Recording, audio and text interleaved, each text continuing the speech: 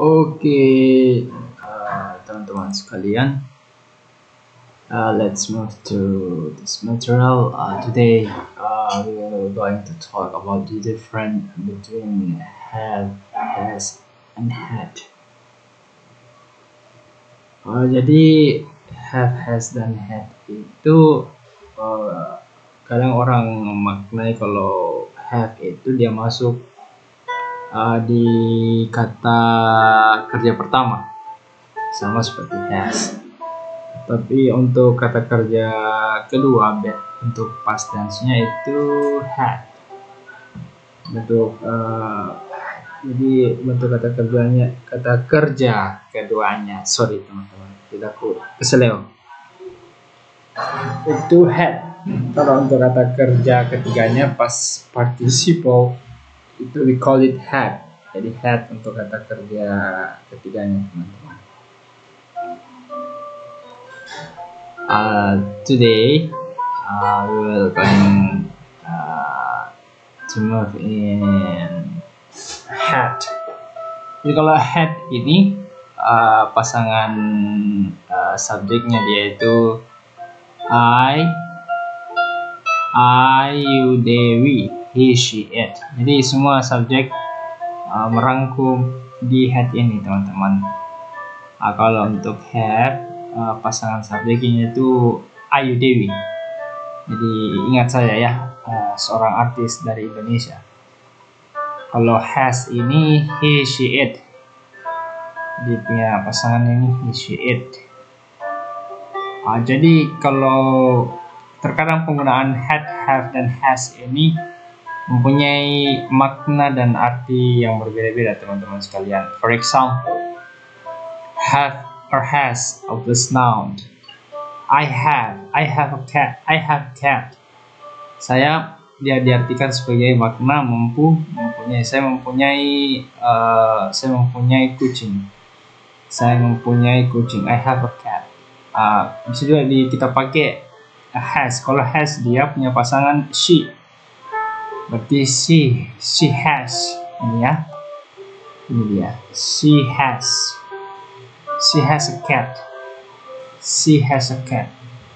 Kalau dia mengartikan telah atau telah melakukan sesuatu atau sudah melakukan sesuatu, maka has, have, dan had tadi bisa ditambahkan been and verb 3. For example, we will have been married on this end of the earth. We will berarti kami akan sudah menikah akhir tahun ini. Berarti dia kalimatnya yang telah lalu. Sebenarnya kadang ada orang yang menggunakan we will have been. Itu bisa juga, teman-teman sekalian. Bisa juga kita pakai we have been married. Bisa juga seperti itu. Bisa juga. Jadi pasangan, kenapa saya pakai we di sini? Kenapa saya pakai we? Karena pasangannya itu have. Kalau dia pakai has, berarti kita coba ganti kalimatnya ya. Kita coba ganti have ini menjadi has. Berarti kalau have menjadi has, itu pasangannya berarti dia berubah menjadi she will has been married on this end of the earth. Berarti dia seorang perempuan akan sudah menikah di akhir tahun ini. Berarti dia seorang perempuan, tapi ini kan merujuk pada pada satu orang saja, teman-teman. Kalau kita menggunakan we, berarti ada dua orang dijelaskan, ada laki-laki dan ada seorang laki-laki dan ada seorang perempuan. Berarti, tapi pada intinya dia berarti sudah dan telah. Lalu kita menambahkan been and verb 3. Jadi verb 3 itu dari marry, itu married. Dia masuk di auxiliary verb. We move to another example. Jadi sama, but the difference between this sentence, we are not using been. Jadi kita tidak menggunakan been di kalimat ini. For example, I had a visit Makassar. Jadi I had. Jadi ingat ya, I bisa digunakan had, I bisa digunakan ke have. Jadi I had a visit Makassar. Saya telah mengunjungi Makassar. Saya telah mengunjungi Makassar. Kalau kita ganti I di sini dengan kalimat misalnya kita ganti he or she or it, berarti bisa juga digunakan had. For example, he had a visit Makassar. Dia seorang laki-laki, or she had a visit Makassar. It's okay. It had my pen, for example. Bisa juga. Jadi ini lebih fokus pada pasangannya, teman-teman. Kaki kanan punya pasangan kaki kiri, seperti itu. Jangan kaki kanan berpasangan dengan tangan kiri, ya. Jadi kaki pasangannya kaki, tangan pasangannya tangan, seperti itu. I move to another. Jadi have, has, dan had ini bisa juga diartikan memerintah atau menyuruh. Jadi seperti I have my phone repaired. Saya menyuruh orang lain untuk memperbaiki HP-ku. Jadi I have. Jadi ini kalimat perintah ya, kalimat perintah. Jadi I have. Saya menyuruh, berarti I have. Kalau kita ganti di sini I jadi he, berarti he has. Ya, she has, it has. I have, you have, they have, we have. Seperti itu ya, teman-teman. Jadi dengan kalimat perintah. Ada kalimat perintah. Jadi kalau kalimat perintah, kalau kita pakai I have my phone, bukan berarti saya punya telepon ini, enggak. Jadi saya menyuruh, tapi harus ada kalimat tambahan. Jadi kalimat yang lebih menekan, prepared, berarti memperbaiki. Kalau istilahnya dalam bahasa Inggris ini understand, understood.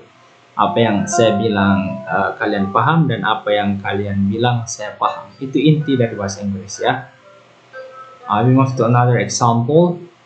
Have, has, plus to. Ya, harus. Jadi harus, kalimat yang harus kalian lakukan. I have to drink now. Ini kalimat penekanan ya. Ada kalimat now sekarang, ada kalimat penekanan. Jadi subjeknya I berpasangan dengan have to. Ayu Dewi itu pasangannya have to. Kalau kita ganti dia pakai has, berarti for example he has to, she has to, it has to, he has to drink now, for example. Jadi kalau untuk mengenai dua tadi ini, number 2 and number 3 itu masuk di auxiliary verb. Jadi auxiliary verb itu lebih, mungkin ada teman-teman yang bingung di sini kenapa ada yang pakai been, kenapa ini tidak pakai been. Jadi next video I will explain about auxiliary verb.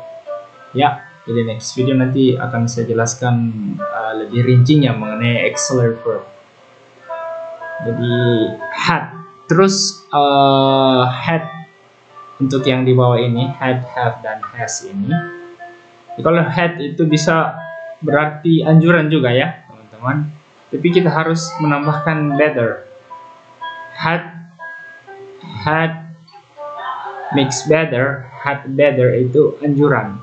For example, you had a better buy a new pen. Kau sebaiknya membeli pulpen baru. Better, had better itu kalimat anjuran. Bisa dimaknai dengan sebaiknya, berarti menganjurkan. Better ini lebih baik, tapi dimaknai sebaiknya karena ada kalimat menganjurkan, menganjurkan untuk membeli pulpen baru. Jadi you had a book. For negative sentence, you did not have book. Sorry, saya lupa tadi tambahkan di sini ya. Sorry. Jadi pasangan dari had itu did. Ya, kalau dia berubah ke negatif, we mix with not, berarti didn't atau did not. Ya, you did not atau you didn't have a book. Ya, seperti itu. Jadi kalau dia kalimat asking questionnya itu did you have a book? Did berarti apakah kau punya ini buku? Kalau we move to have. So have itu pasangannya do. Jadi have itu pasangannya do. You have a book. Kamu punya ini buku. Jadi kita kalimatnya itu you have book. Kau punya ini buku. Kalau dirubah ke negative sentence, we change to the negative sentence. You do not have a book atau you don't have a book. Askingnya, do you have a book? Apakah kau punya sebuah buku? Tapi pada intinya itu have berpasangan dengan do, ya. Have berpasangan dengan do. Had, did. Just remember this. Ya. We move to another has. He has 3 papers. He has 3 papers. Negatifnya he does not have a 3 papers atau he doesn't have a 3 papers, berarti dia seorang laki-laki tidak mempunyai 3 kertas. Kita pakai s di sini karena kalimatnya lebih dari 1 kertas, jadi kita tambahkan s ya. We add s in this word. Kadang ada juga orang menggunakan he has not a 3 papers. Jadi has not langsung pada kalimat intinya has not, berarti tidak ada pengubahan bentuk sentence. Jadi hasn't. Kalau kalimat askingnya does he, berarti dia bertanya. Dia bertanya apakah kamu mempunyai 3 kertas ini.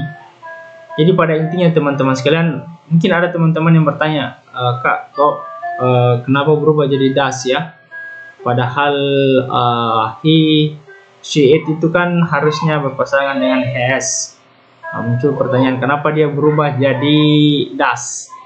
Jadi kalau untuk kalimat negatif dan askingnya, kalimat tanyanya itu berubah jadi does. Tapi kalau pada berubah jadi does, untuk kalimat negatif dan asking berubah jadi does. Kalau kalimat mengungkapkan, berarti tidak ada perubahan. Untuk positifnya tidak ada perubahan. Just say he has 3 papers, but if you wanna say in negative sentence, just change has to become have, but pasangannya harus does, ya. Jadi seperti itu teman-teman. Jadi kalau kalimat normally seperti ini. Begitu juga untuk she, sama dia polanya mirip seperti ini. Untuk she, begitu juga untuk it, sama. Untuk negatif dan kalimat tanyanya we change does. Has, have, ya, has, have to does. Does, have, bukan has ya, have. Then sorry, there's trouble in my laptop. Jadi auxiliary verb present perfect tense itu have, has, past perfect tense had. Jadi has not. Oke teman-teman, hasn't, has not, haven't, have not, had not. I have, you have, they have, we have, his, he has, she has, it has. Oke, jadi pada intinya have, has, dan had itu kembali lagi teman-teman.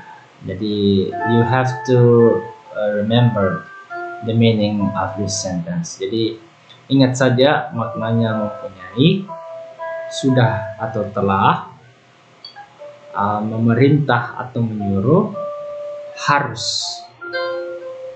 Ya, jadi mempunyai itu just say I have cat, langsung plus noun. Jadi kalau ini ada been plus verb 3. Begitu juga yang ini sama. Terus memerintah atau menyuruh harus ada kalimat perintahnya. Nah, jadi my point, jadi dia noun plus kalimat penekanan, kalimat perintahnya di verb. Itu biasa juga orang kata kerja bentuk ketiga digunakan di sini. Terus ada kalimat penekanan yang harus yang dilakukan. Untuk number 5 itu arti kata harusnya itu harus ada to, I have to, she has to. Okay, but auxiliary verb I will talk in the other video. Don't forget to subscribe, like, and comment. Assalamualaikum warahmatullahi wabarakatuh.